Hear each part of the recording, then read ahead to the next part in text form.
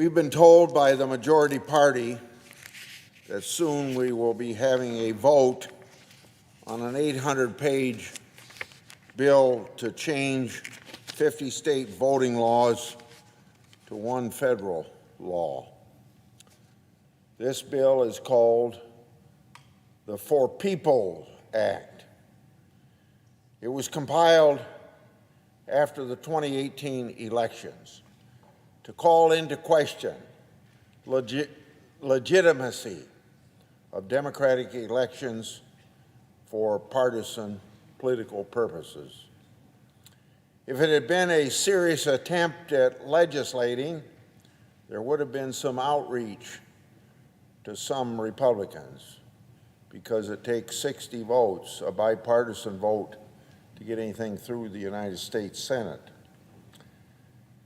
In that process, there would have been consultation also with local elected officials, the election officials that conduct the state elections, to make sure it was workable. There would have been hearings in the Congress.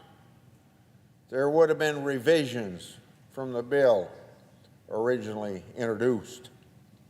The fact that back in 2018, when it was introduced, is the fact that it was intended as political propaganda, and that betrays the absurdity of the title, the For People's Act. Also, despite Senator Schumer's using Senate Rule 14 in the last Congress to bypass the committee and put the bill directly on the Senate calendar, Senator Schumer never used his right to force a vote on moving to the bill. At that time, the Democrat narrative was that Republicans were not doing enough to secure the election, so the results might end up being in doubt. Now, what we know from happening in the last election, that argument's out of the window now. Since the Democrats got the results they wanted, they endlessly quote the Trump administration's top cybersecurity official, declaring that the 2020 elections, the most secure ever in history. I assumed last Congress that Senator Schumer would wait until right before the 2020 election to force a vote so he could accuse Republicans of blocking an election bill for their campaign narrative questioning election security. Instead, they repeatedly, dishonestly blamed the Republican leader for blocking the bill, ignoring the fact that the Democrat leader had reserved the possibility of forcing a vote.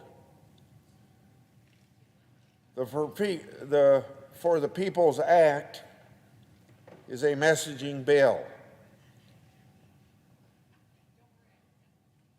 The bill has now been reintroduced and recast as a response to a few state election security laws.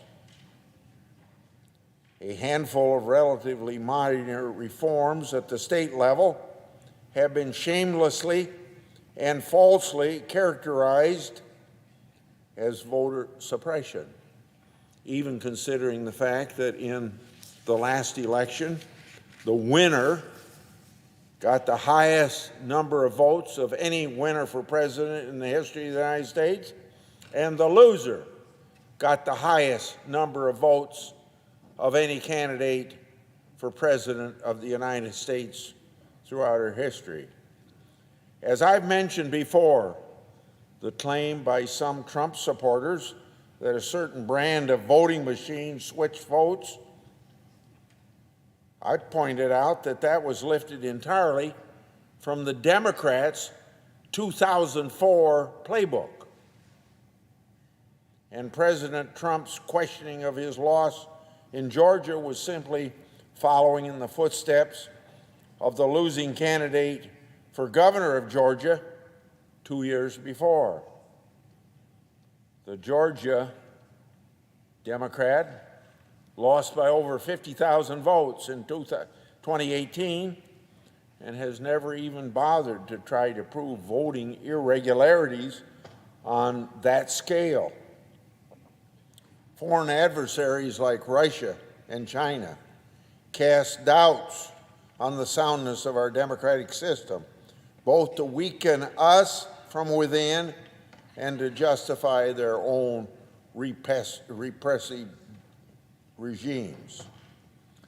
American politics should not do these repressive regimes propaganda jobs for them, but too often we tend to be doing that. This bill is being called democracy reform. I support our American democratic system. All Americans should be proud of it. We can and should have confidence in our elections. Our democracy does not need a fundamental rewrite because our democracy works. Let's stop casting doubt on American elections. Stop casting aspersions on the common sense election security measures supported by Americans of all backgrounds. Let's work together to boost the confidence of all Americans on our election. This bill would register illegal aliens. It would do away with state voter ID laws. It would have taxpayer-funded elections. I remember what our colleague Senator Cruz said. In the first quarter of this year, he raised, it must have been in the neighborhood of about $5 million from contributors of under $200. So if you get that kind of money under this bill from people under $200, for every dollar you get $6 from the taxpayers. So Senator Cruz, I'm told, would get about $34 million of taxpayer funds to use for political purposes. We don't need to replace 50 state voting laws as this 800-page bill would. I yield.